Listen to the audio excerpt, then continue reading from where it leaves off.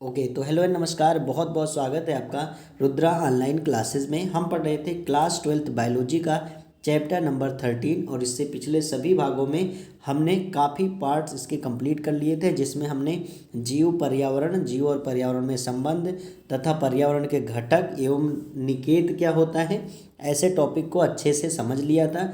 आज की वीडियो में हम पढ़ने वाले हैं जो कि हमारे सिलेबस में मेंशन है, जीओ में पारिस्थितिकी अनुकूलन। तो इसके बारे में आप पहले से हालांकि अनुकूलन के बारे में ज़रूर जानते आ रहे हैं कि अनुकूलन वह क्षमता है जिसके कारण जीव जो है अपने वातावरण के अनुसार अपने आप में कुछ बदलाव करता है, जिससे वह सरवाइव कर सकता है। चूँकि जो वातावरणीय कारक होते हैं वो जीव के ऊपर क्या करते हैं, प्रत्यक्ष या अप्रत्यक्ष रूप से उसको प्रभावित करते रहते हैं और जीव इन प्रभावों से निपटने के लिए स्वयं के शरीर में संरचनात्मक अथवा क्रियात्मक रूप से क्या करता है, बदलाव करता है। अर्थात वो अपने आकार की यानी आकार को भी बदल सकता है या बदलता है, तभी वो सरवाइव कर सकता है। और यही सब परिवर्तन ही क्या कहलाते हैं, अनुकूलन कहलाते हैं। यदि हमें एक लाइन में इसकी परिभाषा देनी होगी तो कह सकते हैं अनुकूलन से तात्पर्य उन विशेष बाह्य अथवा आंतरिक लक्षणों से है। मतलब बाह्य आकार की में भी बदलाव हो सकता है या आंतरिक जो संरचना है उसमें भी बदलाव हो सकता है, जिनके कारण किसी जीव जो है वो विशेष वातावरण में रहने, वृद्धि करने, फलने फूलने तथा प्रजनन करने के लिए पूर्णतः सक्षम बन पाते हैं। अर्थात वह परिवर्तन जिसके बदौलत ही जीव किसी विशेष वातावरण में जीवित रह पाता है, अनुकूलन कहते हैं।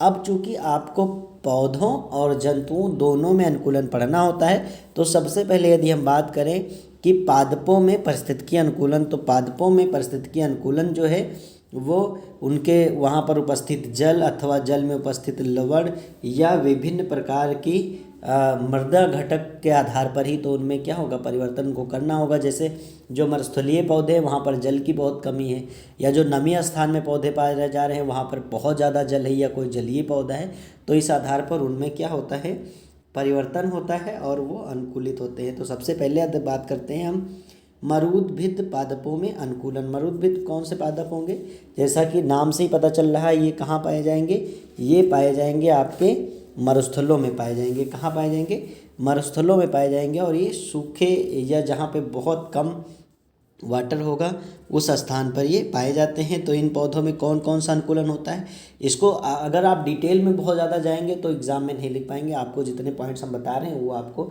समझ लेना होता है। तो अगर हम बात करें मरुस्थल क्या होता है, तो ऐसा स्थान जहाँ पर जल की बहुत ज़्यादा कमी होती है और हमेशा शुष्क स्थिति बनी रहती है, और इसी कारण यहाँ के जो पौधे होते हैं उनमें हम विभिन्न परिवर्तनों को देखते हैं। जैसे कि सबसे पहले यदि बात करें तो इनकी जड़ें लंबी व अधिक विकसित होती हैं, ताकि बहुत नीचे से ये क्या कर सके, जल को प्राप्त कर सकें। ऐसे जिनमें मूल रोम तथा मूल गोप विकसित होते हैं तथा तना कठोर व गठीला होता है। तना बहुत कठोर होता है जिससे कि पानी की हानि कम हो। ऐसे ही पत्तियां छोटी या रूपांतरित होकर के कांटों के आकार में बदल जाती हैं तथा तना चपटा, मांसल व हरा हो जाता है, जैसे प्रणाब स्तंभ कहते हैं। ठीक है, तो कहने का मतलब जो मरुस्थलीय पौधे होते हैं, आपने नागफनी की संरचना देखी होगी। नागफनी कुछ इस तरह पाई जाती है, तो उसकी जो ये पत्तियां होती हैं वो कांटों का आकार ले लेती हैं तथा जो तना होता है वो मांसल हो जाता है, मोटा हो जाता है, जिससे उसमें पानी स्टोर रहता है। और पत्तियां कांटे नुमा होने से एक फ़ायदा है कि वाष्पोत्सर्जन बहुत कम होगा, अर्थात पानी जो है वो बाहर बहुत कम निकलेगा। नेक्स्ट पॉइंट जो है, पत्तियों में रंध्र कम या धसे हुए होते हैं, जैसे कि नागफनी और कनेर में आप देख सकते हैं। ऐसे पत्तियों के ऊपर उपचर्म की मोटी परत पाई जाती है। तो ऐसे हम कह सकते हैं कि जो शुष्कोद्भिद या मरुद्भिद पौधे होते हैं उनमें बहुत सारा परिवर्तन होता है। इनको शुष्कोद्भिद या हम मरुद्भिद भी कह सकते हैं। इनको जीरोफिटिक प्लांट्स भी बोला जाता है। इंग्लिश में क्या कहते हैं, जीरोफिटिक प्लांट्स, अर्थात यहाँ पर वाटर होता नहीं है, इसीलिए इनको जीरोफिटिक प्लांट्स भी बोला जाता है। आगे आज बात करें तो चूँकि इनके पर जो बाह्य त्वचा होती है एपिडर्मिस, वो पूर्ण विकसित होती है, जिससे कि बाहर से हम कह सकते हैं कि बाहर से वाटर का लॉस ना हो। ऐसे ही रंध्र बहुत कम होते हैं, इनमें जो संवहन ऊतक होता है वो विकसित होता है। ठीक है, और भी बहुत सारा आप लिख सकते हो, लेकिन ये जो हमने पॉइंट्स आपको बताए हैं यही आपके लिए पर्याप्त हैं। नेक्स्ट जो है वो है जलोद्भिद, अर्थात जल में पाए जाने वाले पौधों के बारे में। वैसे तो बुक में आपको बहुत डिटेल में पढ़ने को मिल जाएगा, इसको आप पढ़ने का प्रयास करिएगा। जो जलोद्भिद पौधे होते हैं वो जल में पाए जाते हैं, और ये कई होते हैं, जैसे कुछ होते हैं जो तैरते रहते हैं, है ना, और कुछ जो होते हैं वो साइड में या किनारे पर ही जमते हैं, ठीक है। तो इस तरह से कई प्रकार के पौधे होते हैं। इनमें जड़ों और तनों में भी, तन्हा और पत्ती तीनों जगह पे क्या होता है, अनुकूलन होता है। इनके जड़ भी अलग तरह से होते हैं, तने भी अलग प्रकार से होते हैं, और पत्तियां भी अलग प्रकार से होती हैं। जैसे यदि जड़ों की बात करें तो चूँकि इनका जो संपर्क होता है वो डायरेक्ट जल से होता है, इसलिए जो इनकी जड़ें होती हैं वो कम विकसित होती हैं। अर्थात चूँकि जड़ों का ज़्यादा विशेष काम तो है नहीं, पानी इनको बहुत नज़दीक मिल जाता है, इसलिए इनका जो विकास है जड़ों का वो बहुत कम होता है, ठीक है। और ऐसे ही अगर हम बात करें तनों में, तो इनका तना जो होता है वो बहुत पतला, कोमल और स्पंजी होता है, जिसके कारण वो जल के बहाव में भी सुरक्षित रह सकता है। ऐसे ही बहुत सारे तनों में भी थोड़ी थोड़ी हवा भरी रहती है। अगर पत्तियों की बात करें तो इनकी जो पत्तियां होती हैं उसमें वायु भरी होती है, जिसके कारण वो आराम से तैरते रहते हैं। तथा इनका जो तना और पत्ती है ऊपर की सतह बहुत ज़्यादा चिकनी होती है, या हम कह सकते हैं उस पर मोम के जैसा पदार्थ लगा होता है,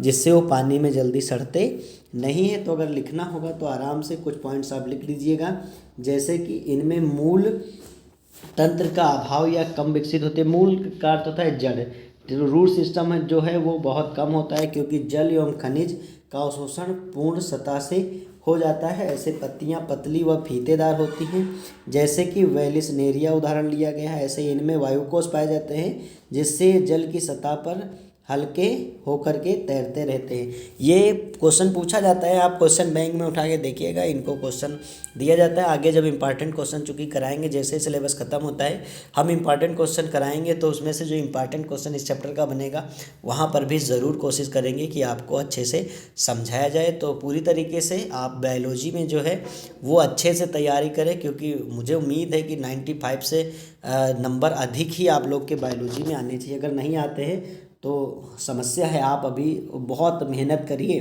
ठीक है। टेस्ट दीजिए, स्वयं का सेल्फ टेस्ट लीजिए और देखिए कि आपकी बायोलॉजी कितनी ज़्यादा तैयार है। अगर कुछ भी समस्या आ रही है तो आप हमें कमेंट में बताइए, और या तो स्वयं से तैयारी पर और ज़्यादा फोकस करिए। आगे बात कर लेते हैं हम लवणोद्भिद पादपों में अनुकूलन। तो ये पादप समुद्र तटीय क्षेत्र दलदल में पाए जाते हैं, जहाँ ये वन मैंग्रोव वन कहलाते हैं। ये भारत में बंगाल के सुंदरवन, मुंबई, केरल व अंडमान निकोबार द्वीप समूह के समुद्री तटों पर पाए जाते हैं। इनमें निम्न विशेषताएं पाई जाती हैं, जैसे जरायुजी अंकुरण। तो इसमें ऑक्सीजन की कमी के कारण पादपों पर ही बीजों का अंकुरण हो जाता है, जैसे कि राइजोफोरा। तो इनका जो अंकुरण होता है वो पादप पर ही हो जाता है, जबकि होना चाहिए था जब सीड को बोया जाए तब। ऐसे ही श्वसन मूल, तो इनकी जड़ें ऋणात्मक गुरुत्वानुवर्ती होती हैं, अतः ये भूमि से बाहर निकलकर श्वसन का कार्य करती हैं। जैसा कि आपने देखा होगा जो भी जड़ें होती हैं वो गुरुत्वाकर्षण के हिसाब से नीचे की ओर जाती हैं, जबकि तना जो है वो गुरुत्वाकर्षण के विपरीत कार्य करता है, ऊपर की ओर जाता है। लेकिन जो इनकी जड़ें होती हैं वो क्या होती है, ऊपर की ओर निकल करके श्वसन का कार्य करती है। हमने आपको एक बार बताया था कि जो जड़ होती है वो श्वसन करती है, और श्वसन में ऑक्सीजन कहाँ से लेती है, जो हमारी भू प्रॉपर्टी या जो ऊपर की भूमि है इसमें जो ऑक्सीजन उपस्थित होती है इसी से ये ऑक्सीजन लेती है। ऐसे नेक्स्ट जो है वो है मरुस्थलीय अथवा मरुद्भिद जंतुओं में अनुकूलन। अभी हमने आपको क्या पढ़ाया था, पादपों में अनुकूलन, ठीक है। तो ये है जंतुओं में अनुकूलन। तो मरुद्भिद जंतुओं जल की आवश्यकता की पूर्ति के लिए आंतरिक वसा के ऑक्सीकरण पर पूर्ण करते हैं। जैसे कंगारू चूहा अपने उपापचय द्वारा बने जल पर निर्भर रहता है, या कम जल पीते हैं, या मतलब जल पीते ही नहीं है, क्योंकि ये मेटाबॉलिज्म करते हैं, उससे जो जल निकलता है उसी से जल की पूर्ति कर लेते हैं। कई जंतुओं में मूत्र को सांद्रित करने की क्षमता होती है, जैसे ऊँट। अर्थात चूँकि जो यूरिन होता है उसमें वाटर की काफ़ी मात्रा होती है, तो जब ये कंसनट्रेट यूरिन त्यागेंगे तो उसमें वाटर बहुत कम होगा, और वही वाटर जो है वो कंज्यूम कर लिया जाएगा बॉडी में। नेक्स्ट है मरुस्थल प्रदेश में पाए जाने वाले कुछ जीव ग्रीष्म निष्क्रियता भी दर्शाते हैं, जिसको एस्टिवेशन बोलते हैं। और एस्टिवेशन में क्या हो जाता है, जीव स्वयं को हाइबरनेट कर लेते हैं, जैसे शीत निष्क्रियता में हाइबरनेट कर लेते थे, ऐसे इसमें एस्टिवेशन में एक सुरक्षित स्थान पर जीव जा कर के बैठ जाते हैं, जिनसे क्या हो जाता है, उन पर वातावरण का कम प्रभाव पड़ता है और मेटाबॉलिक एक्टिविटीज कम करने से उनकी ऊर्जा भी बहुत कम खर्च होती है। नेक्स्ट है ठंडे वातावरण में जंतुओं का अनुकूलन, जो ठंडे वातावरण में रहते हैं। तो एलन के अनुसार ठंडी जलवायु में रहने वाले स्तनधारियों के कर्ण एवं पाद सामान्यतः छोटे होते हैं, अर्थात पैर सामान्यतः छोटे होते हैं ताकि ऊष्मा का क्षय कम हो। ध्रुवीय समुद्रों में सील जैसे स्तनधारियों के त्वचा के नीचे वसा की मोटी परत होती है जो ऊष्मारोधी का कार्य करती है और शरीर की ऊष्मा की हानि को कम करती है। ऐसे अगर बात करें जाए कि जलीय प्राणी जो हैं उनमें कौन सा अनुकूलन होता है, जल में रहने वाले प्राणियों, तो चूँकि ये पूर्णतः जलीय होते हैं और चूँकि दो प्रकार के हो सकते हैं, स्वच्छ जलीय और समुद्री जल अलग होता है और स्वच्छ जलीय, और उसको कहा जाता है कठोर या हम कह सकते हैं खारा पानी बोल सकते हैं समुद्री जल को। तो इनके शरीर के ऊपर कंटक पाए जाते हैं और शरीर नौकाकार होता है जिससे कि शरीर तैरने में सहायता करता है। साथ साथ में इनमें पख पाए जाते हैं जिसको कहा जाता है, आप कह सकते हो फिन्स बोला जाता है, इंग्लिश में इसको कहते हैं फिन्स।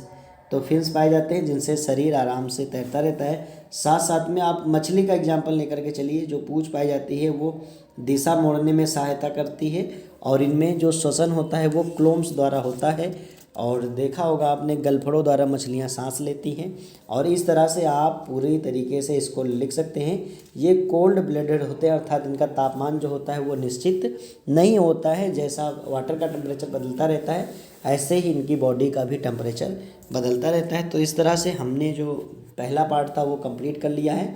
अब अगले पार्ट में हम लोग जानेंगे समष्टि और समष्टि के गुणों के बारे में, जिसमें चलिए कुछ बता देते हैं आपको। सबसे पहले समष्टि क्या है, तो समष्टि को कहा जाता है पॉपुलेशन। पॉपुलेशन के बारे में हमने पहले भी जिक्र किया था। तो किसी विशिष्ट भौगोलिक क्षेत्र में किसी दिए गए समय पर निवास एवं परस्पर प्रजनन करने वाली समान जाति के जीवधारियों के समूह को उस जीव की समष्टि कहते हैं। इतनी ही परिभाषा आपको लिखनी है। अब आगे आपको नहीं लिखना है लेकिन मैं समझा देता हूँ। अर्थात एक ही समय में एक ही स्थान पर रहने वाले एक ही जाति के जीवों के समूह को जनसंख्या समष्टि कहते हैं। यह जीवीय समुदाय की इकाई कहलाती है। तो आपको यही लाइन लिखनी है जो हमने अभी आपको बताई थी। इस प्रकार एक प्रजाति के जीव पृथ्वी पर अलग अलग जगह पर समष्टि के रूप में पाए जाते हैं। किसी भी विशेष क्षेत्र पर समष्टि स्थिर नहीं होते, अर्थात घटती बढ़ती रहती है। और आगे यदि हम बात करें तो किसी जीव की समष्टि को बताते हुए निम्नलिखित में से 3 सूचनाओं का होना आवश्यक है, जैसे जीवों की संख्या, क्षेत्र तथा समय। जैसे कि सन 2011 में जनगणना के अनुसार भारत की जनसंख्या 121 करोड़ है। तो ये 3 सूचनाएं ज़रूर होनी चाहिए। तो आप इसमें से कौन कौन से पॉइंट लिखेंगे, सिर्फ आपको इतनी परिभाषा ही लिखनी है। और साथ साथ में अगर आप चाहें तो आप ये लिख सकते हैं कि किसी जीव की समष्टि बताते हुए उसमें से 3 सूचनाओं का होना आवश्यक है, जैसे कि जीव की संख्या, क्षेत्र, समय। और 3 चीज़ें ज़रूरी हैं, जीव की संख्या, क्षेत्र और समय की। कहाँ की जनसंख्या आप बता रहे हो, कितने लोग हैं और कौन से समय की आप बात कर रहे हो, चूँकि यह हमेशा घटती बढ़ती रहती है।